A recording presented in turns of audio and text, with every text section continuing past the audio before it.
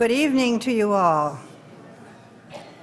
It's a real joy to welcome you in the name of our Lord Jesus Christ to this very special weekend in this particular February. We call it a Spiritual Emphasis Weekend, and it is a tradition that we from time to time set aside an intentional period when we look at our traditions, our attitudes, and our belief systems with the help of stimuli and inspiration from beyond our community. And thus we welcome both Father McCarthy and John Carmody and look forward to their leadership. This time of gathering comes to you from the Social Concerns Ministry and the Peace and Justice Forum of Penney Memorial Church. Our final gathering time will be at the Sunday morning worship service at 10:30 a.m. in the sanctuary at Penney Memorial Church. And you are all invited and encouraged to come and worship with us in the sanctuary at that time. Are there any folks here tonight who come to share with us from beyond Penney Farms? Would you stand or wave your hand cheerily at us so we can identify you? Okay, thank you. We don't want to ask your names now, but we would like to know that you're here because folks around you will notice you, and our hope is, and we trust, that you will make new friends as the weekend continues, that you will be inspired, and that you will be glad that you came. In the name of the church, I want to thank the many, and I underline many, who have planned and worked to bring this time to fruition. The early planners, the makers of lists, the setters up of chairs, the publicists, and all the technicians that make all these things work. We are grateful to all of you. So whether you are here in Barrows Hall, or joining us in the satellites, or from your own homes, by means of this wonderful TV transmission, you are all indeed welcome. And as we begin our time together tonight, Otis Rowe will lead us in prayer.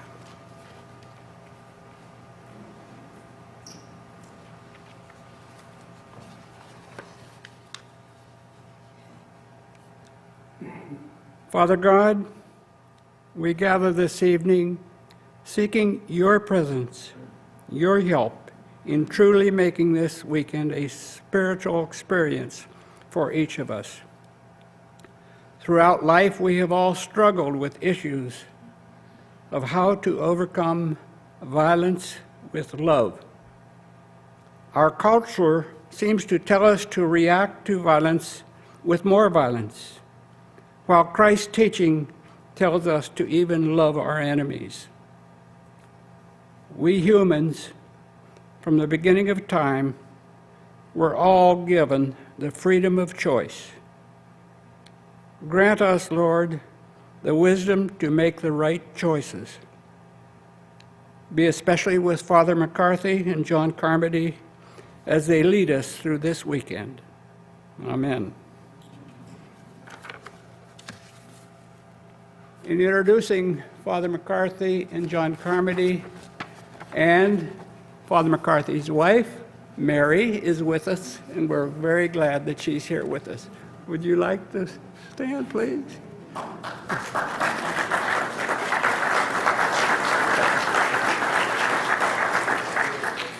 I'm not going to spend much time going over all these tributes to Father McCarthy and John Carmody. You've all received this flyer.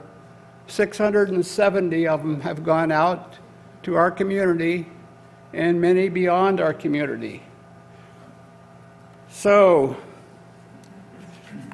I'm really happy to introduce Father McCarthy and John Carmody,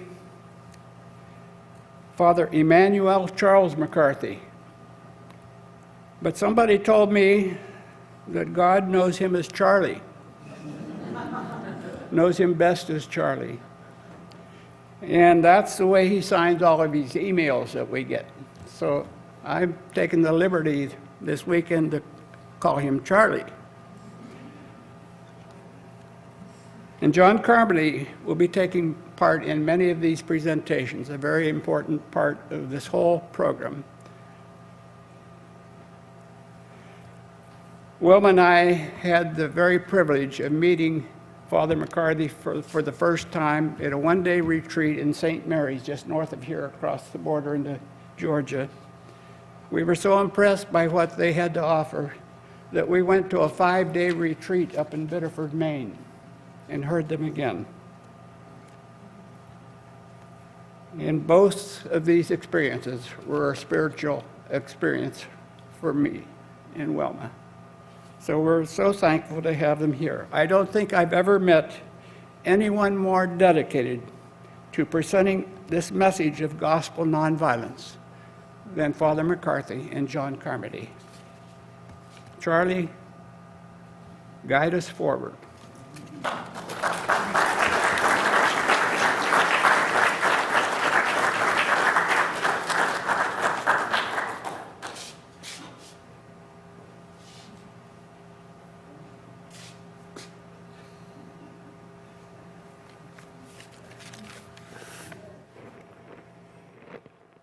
Well, I know this wouldn't go in a lot of audience, but I think it will in this one, that being Charlie McCarthy,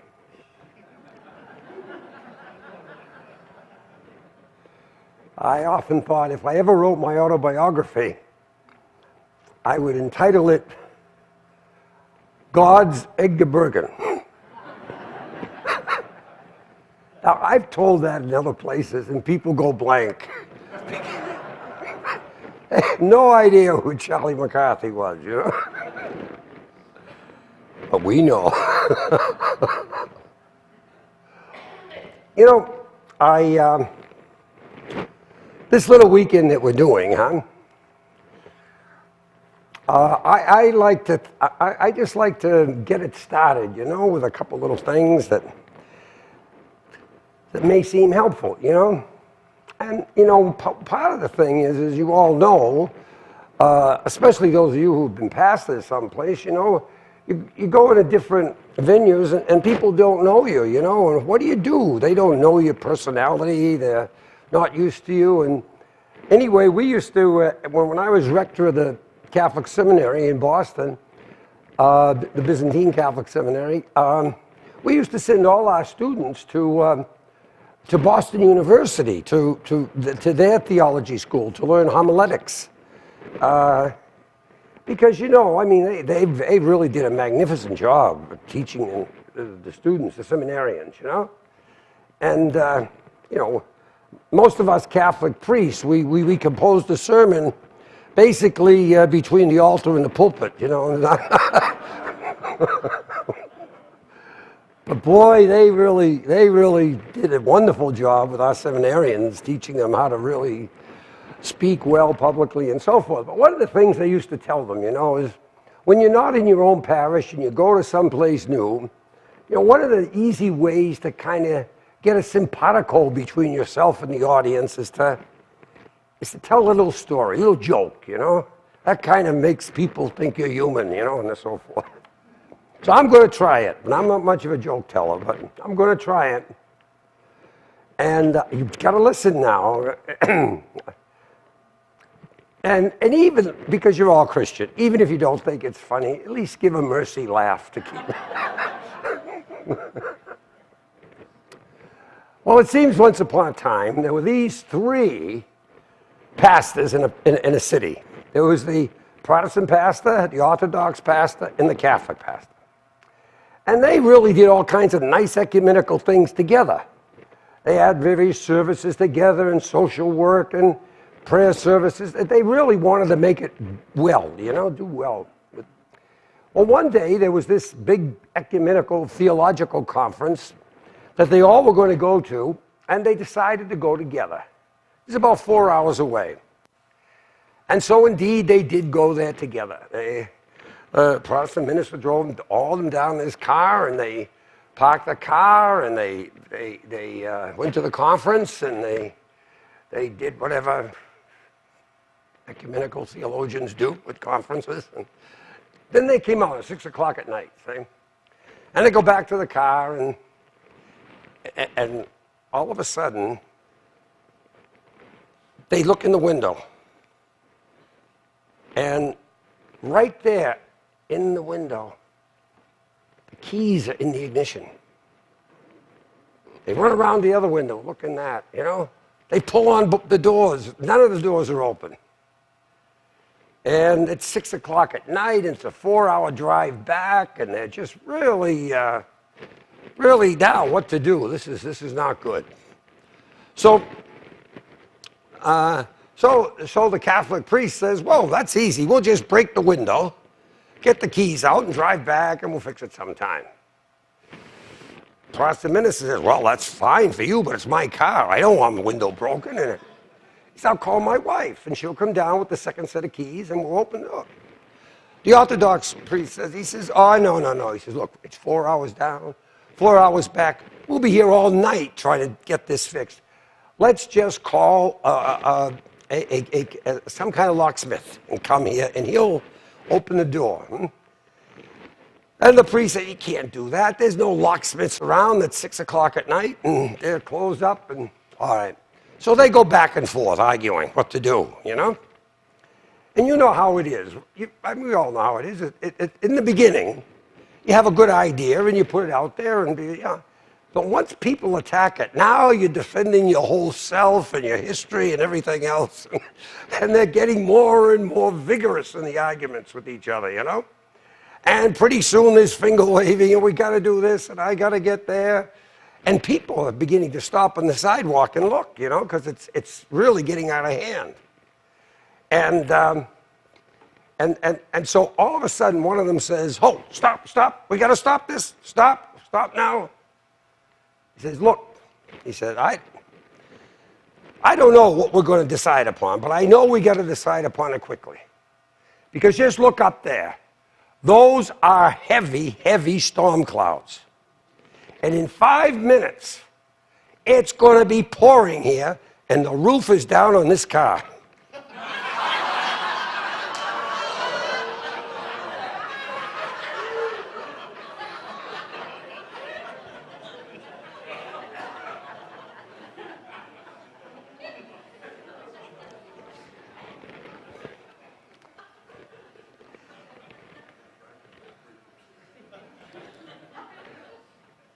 That's an everyday occurrence, that we miss the obvious. We can miss it for all kinds of reasons. There's no reason to miss it, you know. Other people wouldn't have missed it in the same, but we do. And that differs according to psyche and selective perception and history of perception and all kinds of other things. But we do. Every day we miss the obvious. And we all have what we might call, we certainly in sight, we call them blind spots. We can be looking right in the rearview mirror, and it's there, but we can't pick it out because the angle is just right in our blind spot. So that's what this weekend is about. It's about asking the question, not just as an intellectual question, because we're Christian. It's about asking the question in terms of the examination of conscience. Have we missed something? I mean, really missed something. Not the location of a Greek prefix or suffix, but I mean, have we missed that the roof is down, that big? And it's an examination of conscience. You know, it's no one is going to give you a test on this until you die, but after that, no one, there's no test. It's just something to kind of take in personally in terms of one's own life, and then say, well, what's the truth here? Not in terms of just objectively, but what's the truth in terms of what I have to do with it the rest of my life? Because until the last breath that God gives us, we've still got something that God wants us to do. Not right up until the last breath, huh? And so I just thought we'd begin tonight with something from the 1964, which you all remember, World's Fair. IBM put this out, 1964 World's Fair. And it kind of gives us a sense, you know, that perhaps our consciousness is not as complete on the operational levels as it should be. Perhaps we're leaving out things that are massive in considering good and evil and right and wrong and what we should do and not do. Just as a little way to start, just as a way to begin. It's only a few little minutes. So, do I press this, John? I press this, and here we go. Maybe if you flick a light down.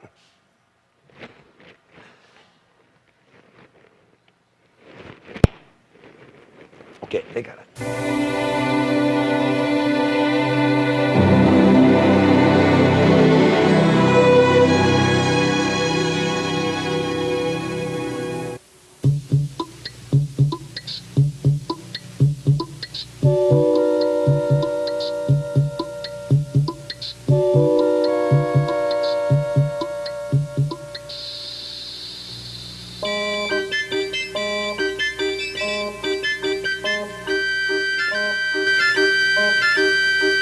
The picnic near the lakeside in Chicago is the start of a lazy afternoon, early one October. We begin with a scene 1 meter wide, which we view from just 1 meter away. Now every 10 seconds we will look from 10 times farther away, and our field of view will be 10 times wider. This square is 10 meters wide, and in 10 seconds the next square will be 10 times as wide. Our picture will center on the picnickers, even after they've been lost to sight. 100 meters wide. The distance a man can run in 10 seconds. Cars crowd the highway. Powerboats lie at their docks. The colorful bleachers are Soldiers Field. This square is 1 kilometer wide, 1,000 meters. The distance a racing car can travel in 10 seconds. We see the great city on the lake shore. 10 to the 4th meters, 10 kilometers. The distance a supersonic airplane can travel in 10 seconds. We see first the rounded end of Lake Michigan, then the whole Great Lake. 10 to the 5th meters. The distance an orbiting satellite covers in 10 seconds. Long parades of clouds, the day's weather in the Middle West. 10 to the 6th, a 1 with 6 zeros, 1 million meters. Soon the Earth will show as a solid sphere. We are able to see the whole Earth now, just over a minute along the journey. The Earth diminishes into the distance, but those background stars are so much farther away that they do not yet appear to move. A line extends at the true speed of light. In 1 second, it half crosses the tilted orbit of the moon.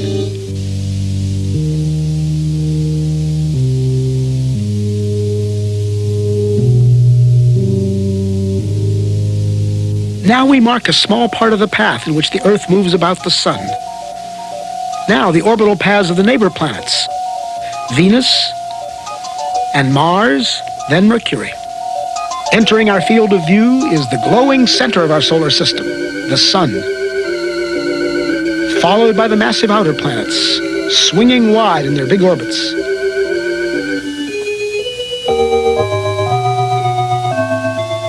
That odd orbit belongs to Pluto. A fringe of a myriad comets too faint to see completes the solar system.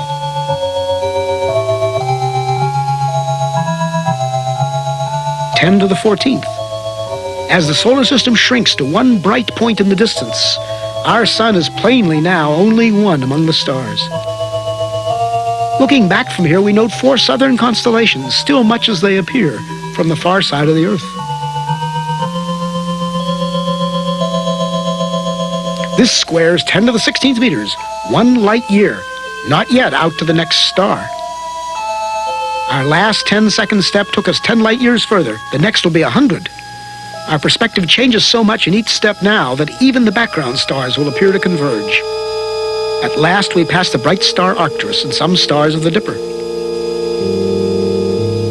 Normal but quite unfamiliar stars and clouds of gas surround us as we traverse the Milky Way galaxy.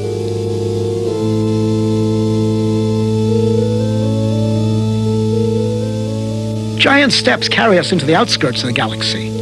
And as we pull away, we begin to see the great flat spiral facing us. The time and path we chose to leave Chicago has brought us out of the galaxy along a course nearly perpendicular to its disk.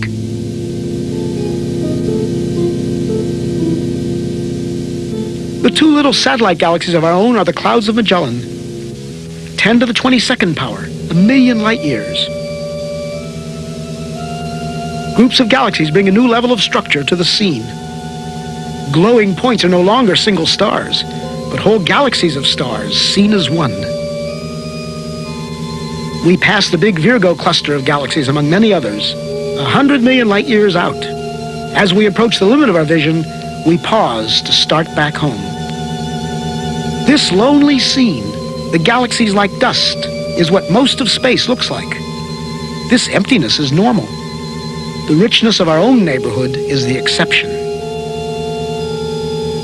The trip back to the picnic on the lakefront will be a sped-up version, reducing the distance to the Earth's surface by 1 power of 10 every 2 seconds. In each 2 seconds, we will appear to cover 90% of the remaining distance back to Earth. Notice the alternation between great activity and relative inactivity, a rhythm that will continue all the way into our next goal, a proton in the nucleus of a carbon atom beneath the skin on the hand of the sleeping man at the picnic.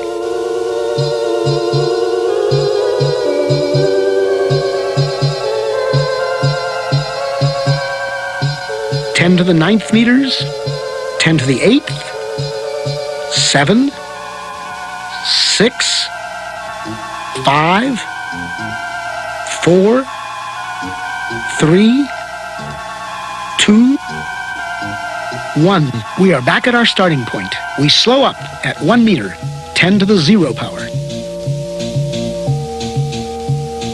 Now we reduce the distance to our final destination by 90% every 10 seconds, each step much smaller than the one before.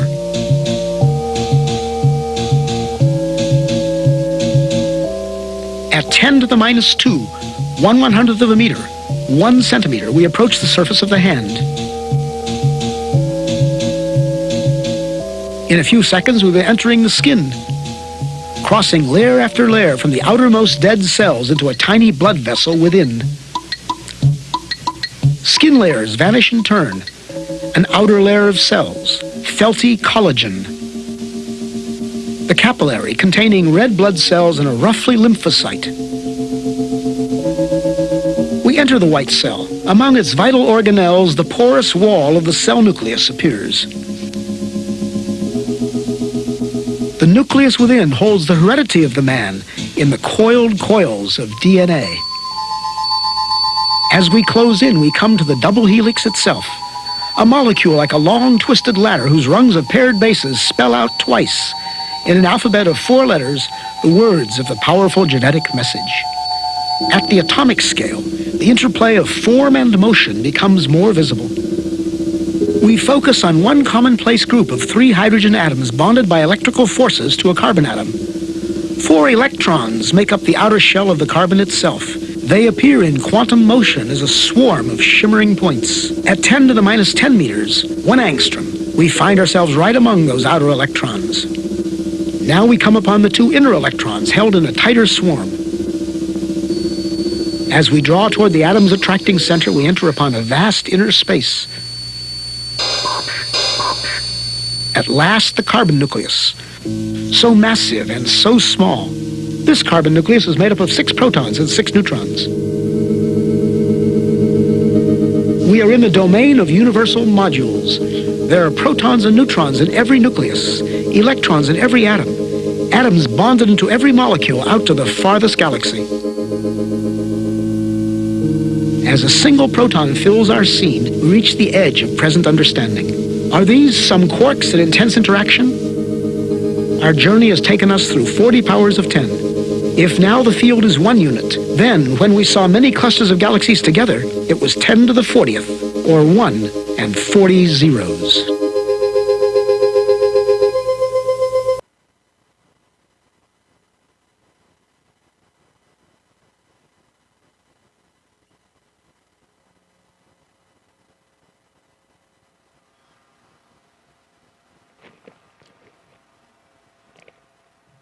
In the famous Galileo incident, way back,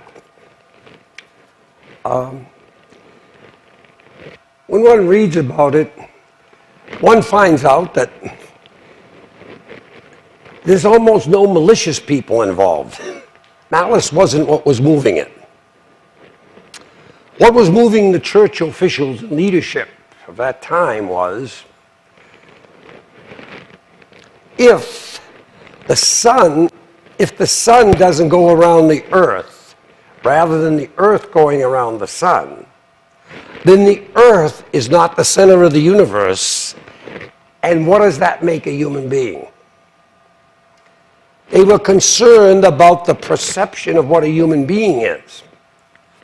However, what they did in terms of Galileo was inhuman, because Galileo said to the cardinals that were trying him, he said, look, here's my telescope. Look through the telescope and you will see why the earth goes around the sun and not the sun around the earth. Just look. And none of them would look. They wouldn't look. And so, what happened, happened.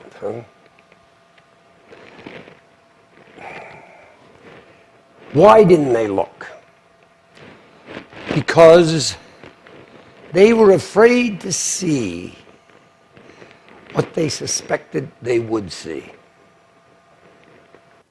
There was unwanted truth possibly behind that telescope. Truth that would have run against their childhood, against their whole life, against everything they knew, against their theologies and everything else. And because they did not want to see it, they would not look. What I'm going to suggest to you, and what this weekend is all about, one of the things is, in doing that, they committed as grave evil as one can commit as a human being.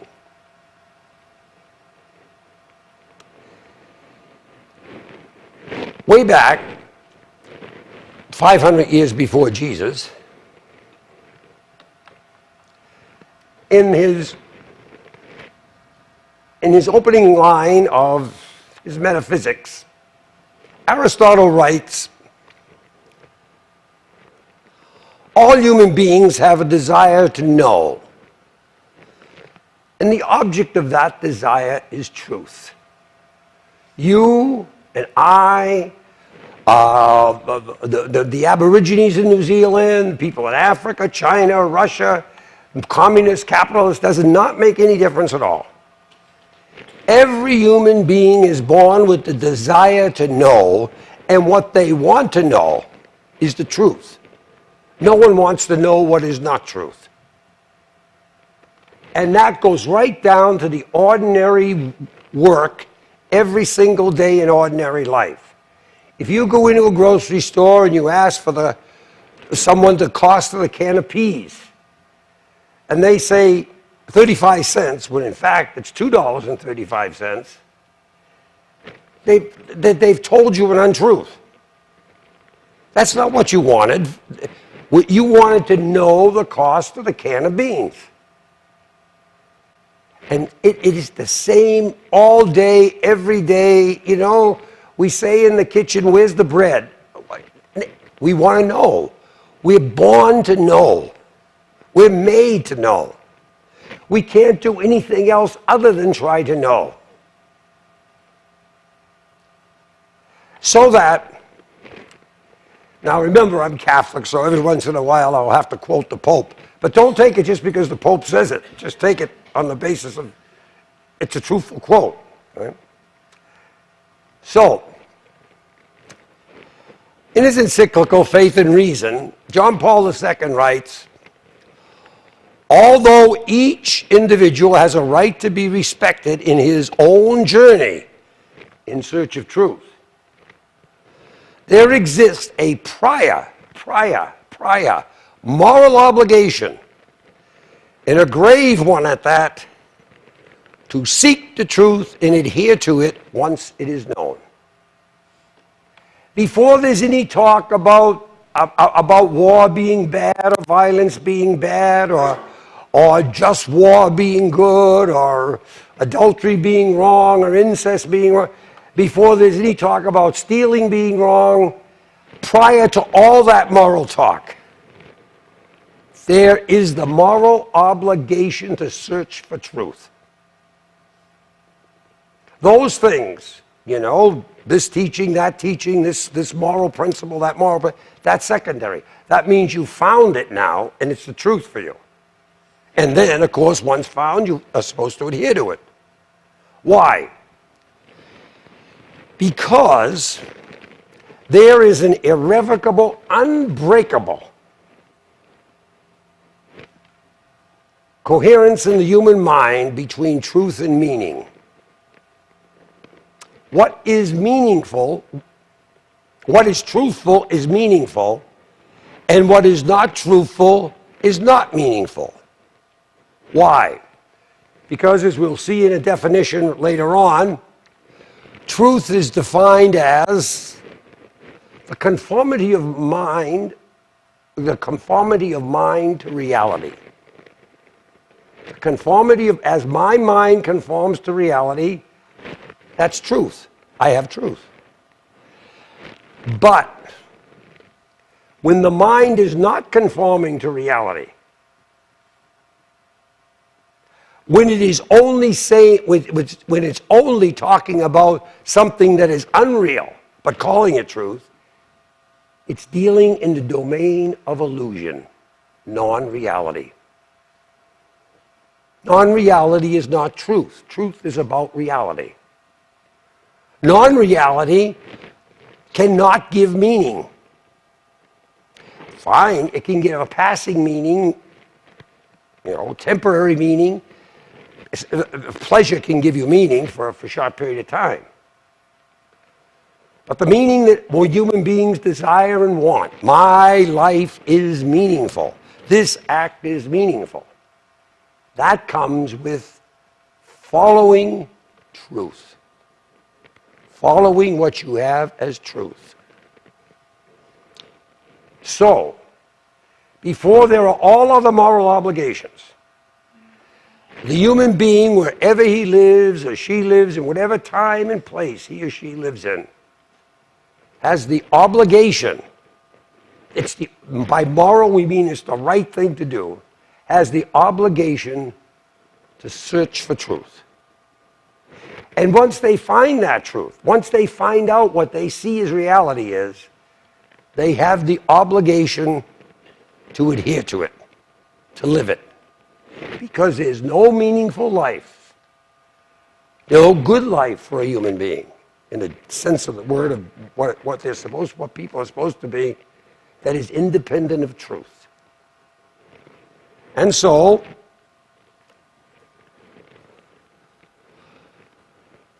each of us has both the desire and the duty to know the truth of our destiny.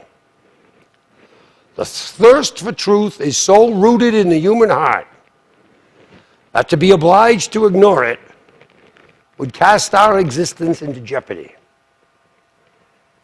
Now, jeopardy, now John Paul II was a highly sophisticated philosopher and theologian. Jeopardy is a terrible philosophical, theological word. It's no fooling around.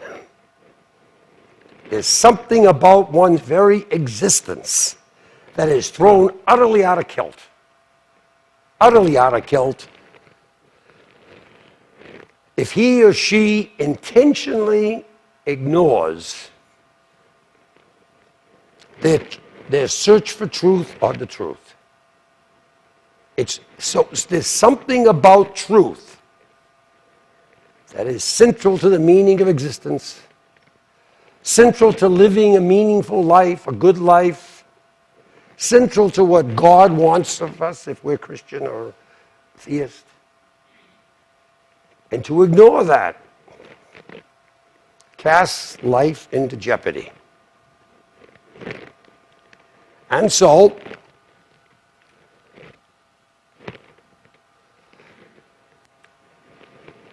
there is a principle. It's Aristotle again. There's a principle called the principle of non-contradiction.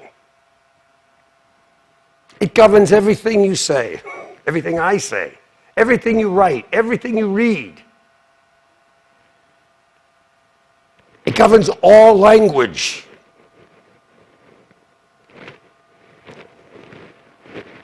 Life would be chaos. There would be no communication without it.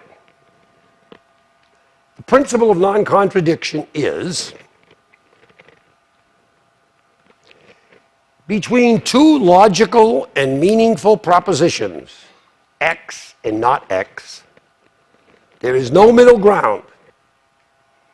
If one is true, the other is false. Between X and not X, there's no middle ground. If one is true, the other is false. One cannot have it both ways. One cannot say the earth is flat and the earth is oval. The sun goes around the earth goes around the sun. If one is true, the other is false. If the can of peas costs 35 cents, then it doesn't cost $2.35. If I were to ask you, how do I get back to Boston? Which way do I go? And you say go south. You're putting in my mind, a non-reality. I'm going to use my time up in terms of illusion. But you cannot say going south is the same as going north. Those are contradictory things.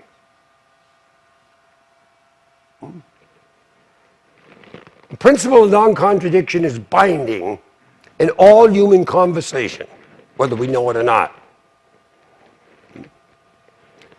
And a great deal of effort is put in human life to make people believe that black is white. Propaganda, public relations, and so forth and so on. But if this is black, then it is not white. Between X and not X, one of them is true and one of them is false. So that, this is Pope Benedict talking to the Catholic community in an encyclical, Cardinal Ratzinger, who was Pope Benedict. Contradictory things cannot be means to salvation. The truth and the lie cannot be ways to salvation in the same sense. Contradictory things cannot be means to salvation.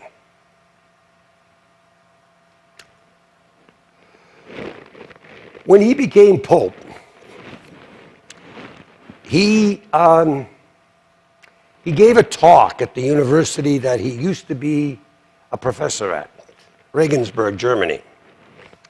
And the talk became famous because he started the talk out by quoting a passage from the writings of a Muslim, someone or another, in which the Patriarch of Constantinople said to the Muslim imam or something that everything that Muhammad has added to the Old Testament and New Testament is evil. And so that's the part that got the big play, and so forth and so on. But the talk is 11 pages long. And no one read the rest. Let me tell you what was in the rest in a few short sentences. He proceeds from that point to quote from Muslim writings, Muslim scholars, Muslim holy men, that if God says that X is good on Monday, and on Tuesday God says not X is good, then you have to follow X on Monday and non-X on Tuesday. And the Pope said, that is impossible. That is impossible for God to function like that. That would make God self-contradictory. There is a massive discrepancy between Islam and Christianity on the issue of the will of God and the knowing of the will of God. There cannot be, or I can quote, this is Benedict again, Benedict, there is no contradiction in God. There can't be any contradiction in God. Because the second person of the Blessed Trinity is the Logos. Logos is where we get our word logic. In the beginning was the Word. The word in Greek is Logos. And the Word was God, Logos. And all things were made through him, Logos. And the Word became flesh, Logos. There is absolute logic in the God of Christianity. He does not contradict himself. He does not say good, that this is good on Monday and this is evil on Tuesday. That this is evil on Monday and good on Tuesday. And so,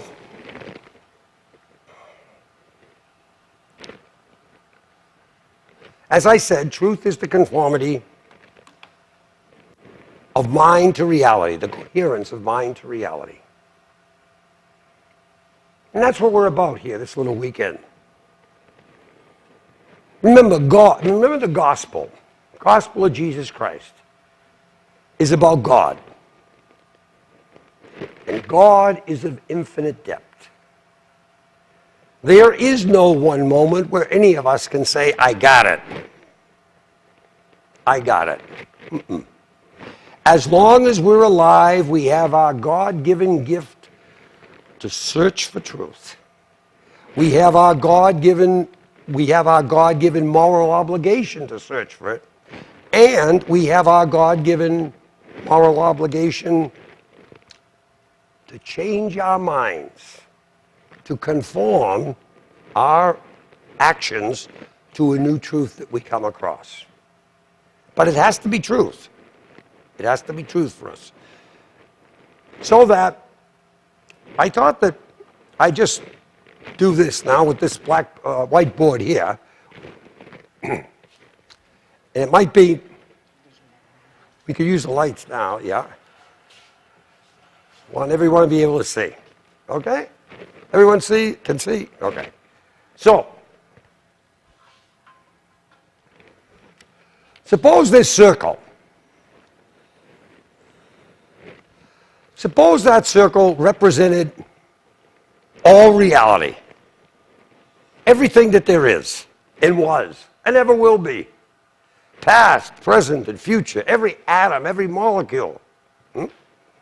Every galaxy. You know, there's 100 billion of them out there. And every emotion, every event. All reality is in that one circle. Right? It's all in there. The question is,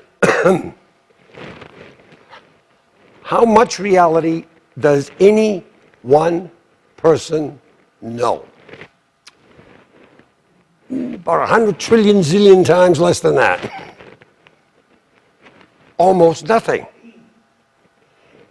Now, if you listen to politicians, you listen to talk shows, you listen to talking heads on television, the guys in the bar room, everything's all fake. Figure they got about 85% squared away. Oh, there's a little bit here and there we still got to figure out, but here's how it works. And here's what we have to do to correct it. Nonsense. Nonsense. This has nothing to do with Christianity so far. Nothing we said has to, it's just common knowledge that goes back as far as we have a written record.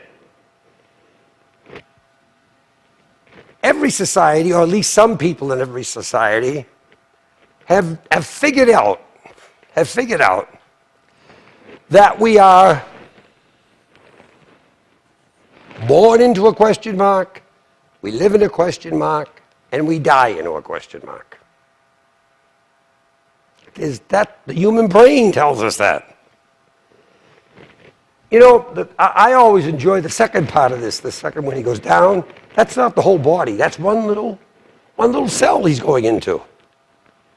And remember when he gets out to the farthest, 10 to the 24th, he says, this is what the universe is like, all empty space and so forth.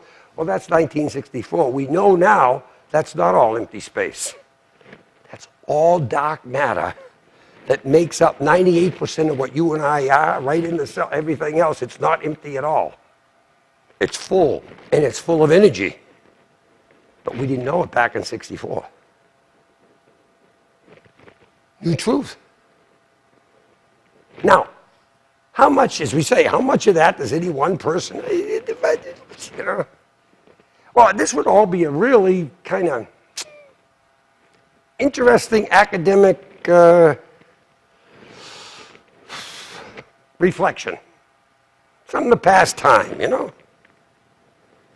Except for two things in human existence.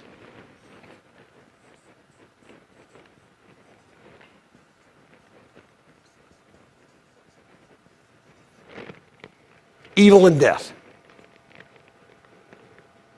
That takes this whole incomprehensible reality out of the domain of just a passing academic thought. Evil and death. Because these are just two terrible, irrational realities in the human situation that destroy everything. In philosophy, they're called the twin irrationalities. There's no reason for them to be. There's no way to stop them. What's the purpose? Evil and death. Now, you know, Rabbi Abraham Heschel was a Jewish theologian and spiritual writer and so forth. Now, he's talking to the Jewish community, but I would say the Christian community. Because it's rational. It's not particularly tied to Judaism or anything else. He says that concern about death does not primarily arise from a concern about my own personal duration. Concern about death arises over a concern about what happens to the loved ones who have gone before? What will happen to the loved ones I leave behind? The power of evil and death comes out of love. It's because love, when evil and death hit people we love, it's altogether different than when it's an ant or people we don't know. I can be reading the paper in the morning and I can read 500 people killed in a train wreck in India. I say, well, that's terrible, and go on to sports page. Or one woman raped every 19 seconds in the United States, and go on to the finance page. But let one of those people who were on that train wreck in India be someone that I love, a husband, a wife, a mother, a father, a child, or one of those people, one of the night who were raped, be of someone I loved, and life changes forever. It is evil and death. They take love and they turn them upside down and use them against you. Evil and death take their, it's when the loved one is destroyed by evil or death. When a loved one is maimed and killed by evil and death, that we feel what evil and death are. Or someone real close to, So we had that thing back last year, that the Boston bombing where a few people were killed and when it exploded, And it was all over the papers and all over Boston and so forth and so on, the pictures, the tragedy, The tragedy. There was one little boy by the name of Martin, and only a few weeks before, he made his first communion, And he had a sign, it's famous. He had a sign that a few weeks before. It said, "Peace, let's stop hurting each other." He made it just a few weeks before. But we see it as one, but can you imagine what the parents of a 7-year-old that has his head blown off right next to them? That's the power. Then we feel evil and death for what it is. And so do the people in Baghdad. The mothers and the fathers. No exceptions. That's the way it is in the human situation. And so while the big shots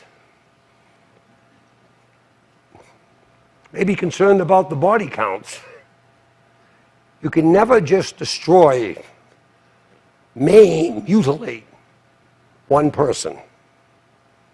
When you destroy, you maim, and you mutilate any person, you destroy, maim, and mutilate the lives of all those that loved him or her, with no exceptions, because that's the way the human situation is constructed. The empathic relationship between the loved one and the loved. Okay?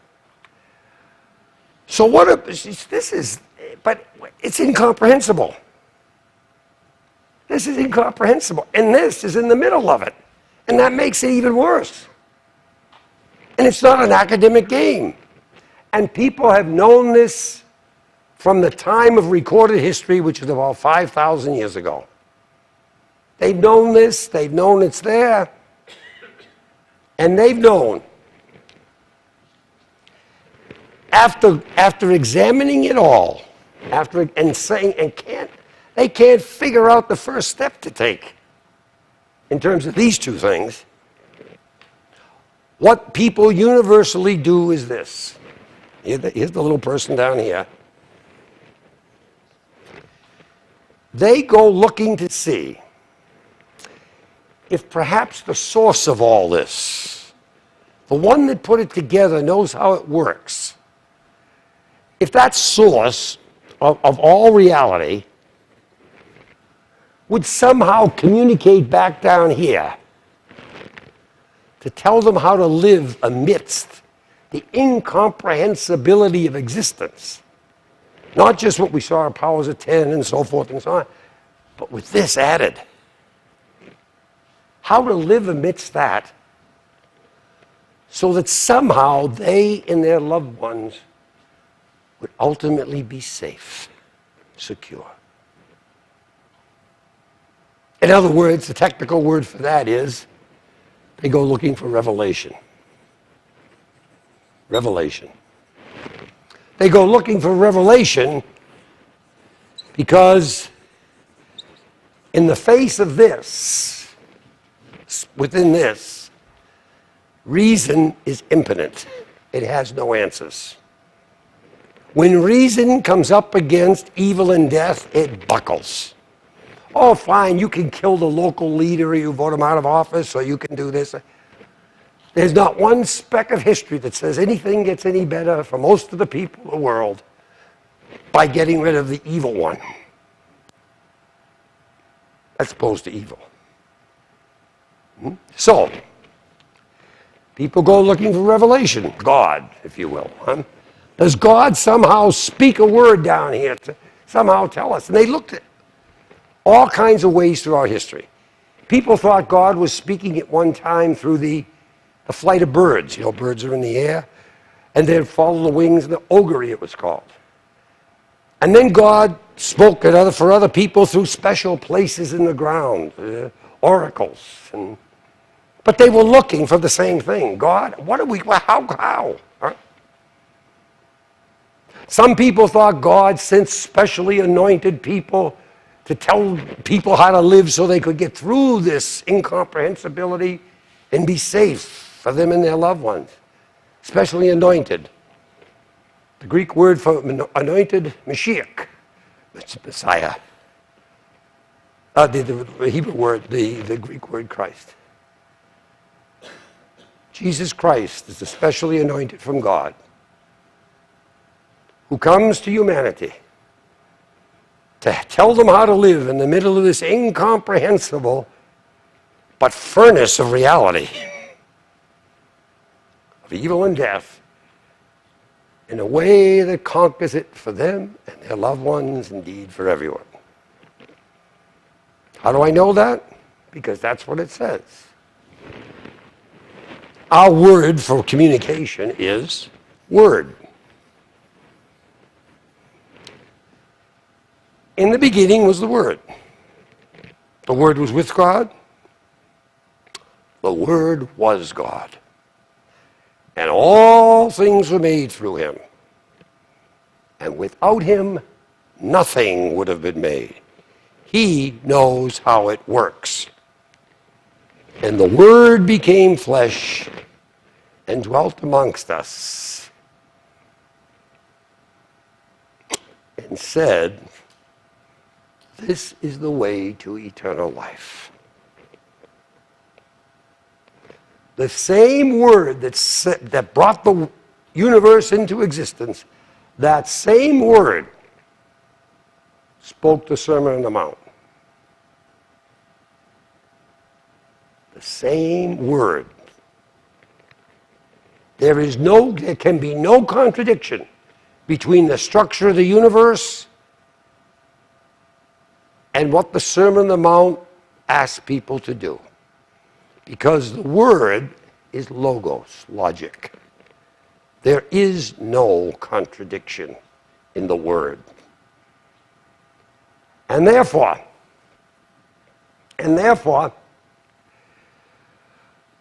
what people tend to do, see, is this. Now, we're out of Christianity now, okay? We're back into just a common non-Christian culture. What they tend to do is this. Because this is so overwhelming, because this appears so unconquerable, because in the middle of this overwhelmingness and that reality within it, there is absolute insecurity and no peace. Because you got to have security to have peace. And how can you be secure when a bee can sting you when you're dead, you know? All right. So what people tend to do is, this is too much. So they take their little view, which is basically 2x4 of the universe, and they make it the whole world. This becomes the world. Vive la France. Oh, whatever. And in this world, they set up their values and beliefs and so forth and so on. Why? In order to protect this world. Now, you know and I know, eventually, reality just crushes this world. It's nonsense. It's gone forever. That's gone. But for a while, it keeps people thinking they're in control. And so they create their own, and they set up values, attitudes, beliefs, and so forth in order to protect this world, to give it security. It get crushed. It goes like Samaria goes. They all go, you know? And they go. And their children go. Now, over here, of course, we have other little worlds set up. 2x4 worlds. Different idea of things, but it is their world. They protect their world. And then this one, and these go in conflict. I mean, and this is what we have. We have God as the victor. The way you know you got the true God on your side is if he crushes this world, God is the victor. You live, they die. They live for a few more minutes. A couple more trips to Walmart or something. You live and God is the victor. And that proves your God is the God. That God is on your side. Well, of course, they all go, and the people in them go, and the children in them go, and in fact, they go faster than they would otherwise, and blah, blah, blah. But every one of these little worlds winds up with a God to support it. God is on our side, and they may be contradictory worlds, they may make it, God is on their side. God is brought down to a little 2x4 God, placed in a little world this whole massive, incomprehensible reality we start all goes out the window. This is God. And now if we're fighting for God, we can do anything. Of course, these people can't be of God if they were different from us. Now, that's basically, I mean, it doesn't take much to look at the last 1,700 years of history and see Christians slaughtering Christians for one or another of these little worlds, on and on and on and on, nonstop. The Romanians against the Bulgarians, the Croats against the Serbs, Orthodox against Catholics, Protestants against Catholics, against everybody, That's what Catholic means, being against everybody. No. But, and this from the person who brought the universe in existence and spoke the Sermon on the Mount. And they have to be consistent. So what's the truth of the matter? Everyone has a just defense of their own little mafia group. That's what you want to call it. Extortion racket. Every one of these things is set up by violence, sustained by violence. So every one of them has has a God that fits right in, You just turn on television today and you see the God. So what's the truth? That's what I'm getting at. What is the reality? What is the truth? Well, the first thing you've got to decide is what's the truth about God? Because it does no good. It's irrelevant to say God exists. Absolutely irrelevant. It makes no difference any way, shape, or form to say God exists. Because God could exist, and God could want this little group to kill all the other groups. Or God could exist and he could just set the universe going and let it run by itself. Or God could exist and he could be an evil God just manipulating people for the fun of it. No. Every human being is born with the central question of religion indelibly implanted in his or her mind. The question that all religions try to answer, work at answering. Religion is rooted in a question.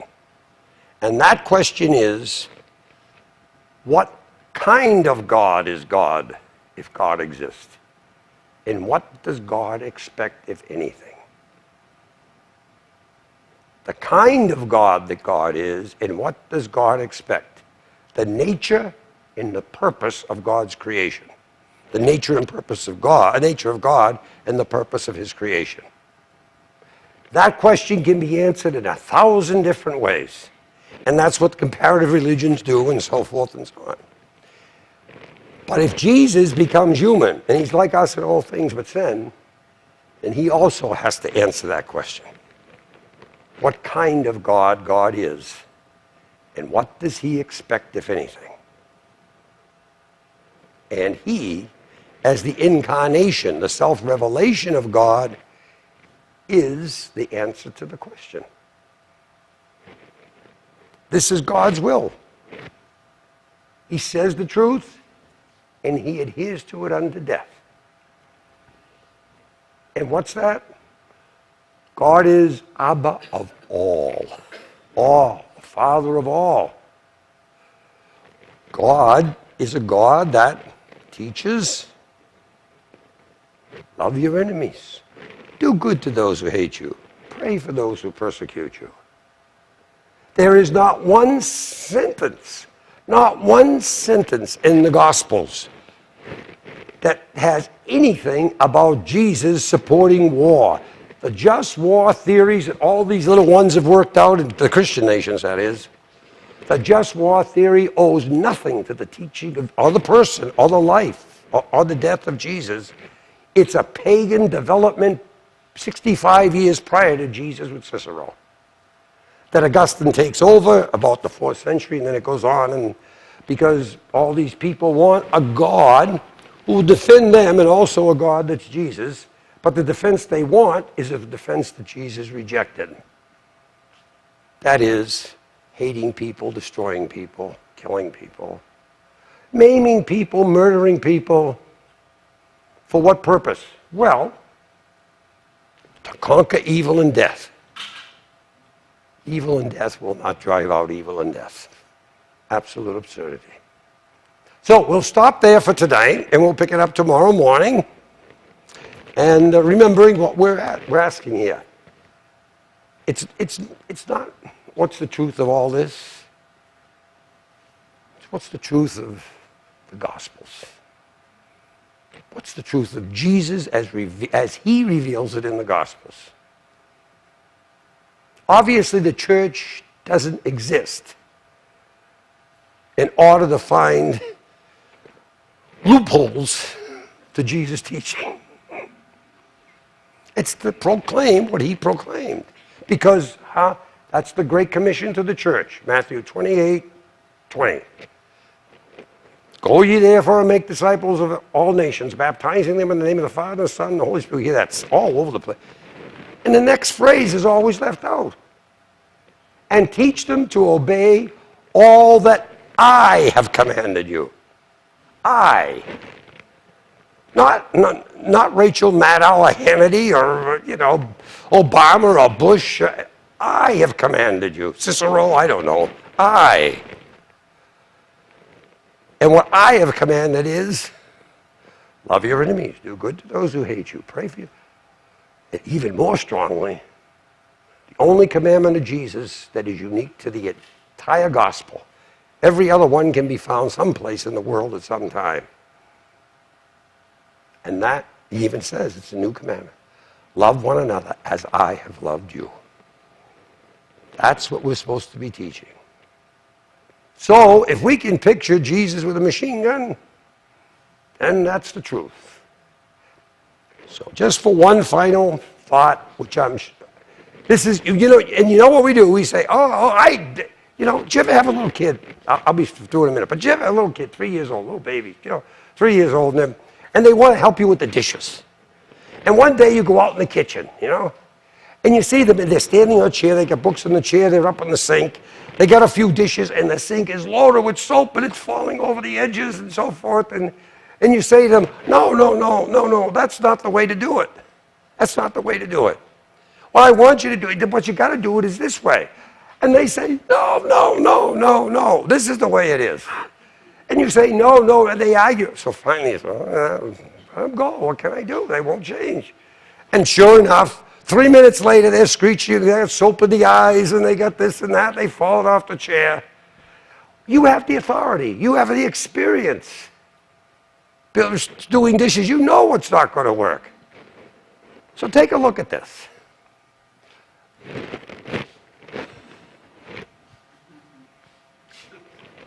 It's just 3 minutes, 3 minutes.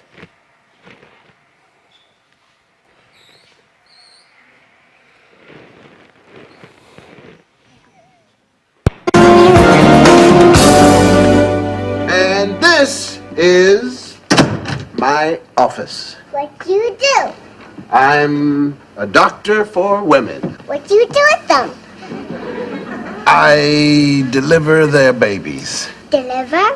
When the woman has the baby inside of her, then I go in and I take it out.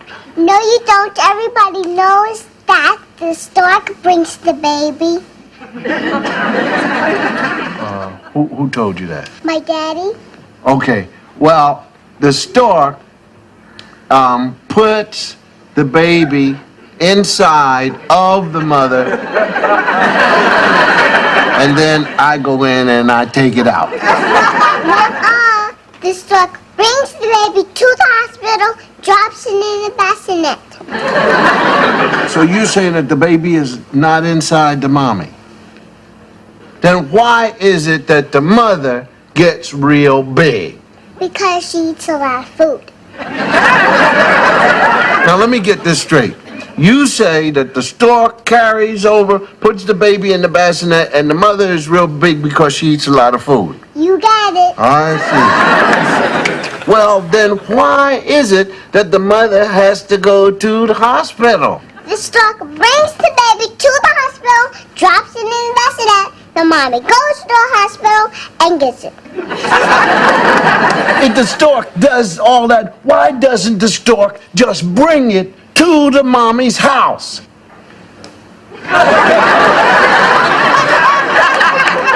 Because it's too far, his wings will get tired. Where does the stork get the babies from? Heaven. Okay. There's a zillion, skillion babies in heaven. How does the stork know what baby goes with what mother? They're all in a line.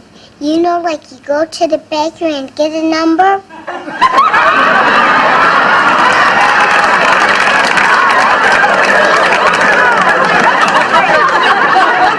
Why? When I put my hand on the mother, I could feel things moving all around. That's not a baby. What is it? Gas.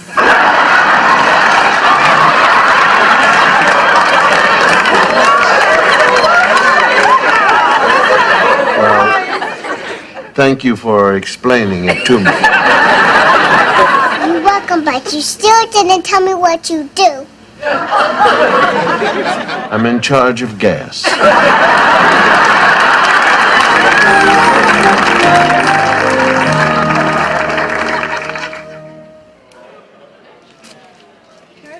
So on that note, we'll conclude tonight and let you go home and think about what is the truth of the gospel that Jesus teaches versus what is it that I've been told is the truth of the gospel by my nurturing. Remember always that in terms of everything, we're really not much beyond children. Huh? You know, and so we're just beginning this Christian thing, and we're an embryonic church. 2,000 years is nothing in the time and space. And is it possible that the truth is different than what I see it in terms of violence and enmity in Christianity? So we'll stop there.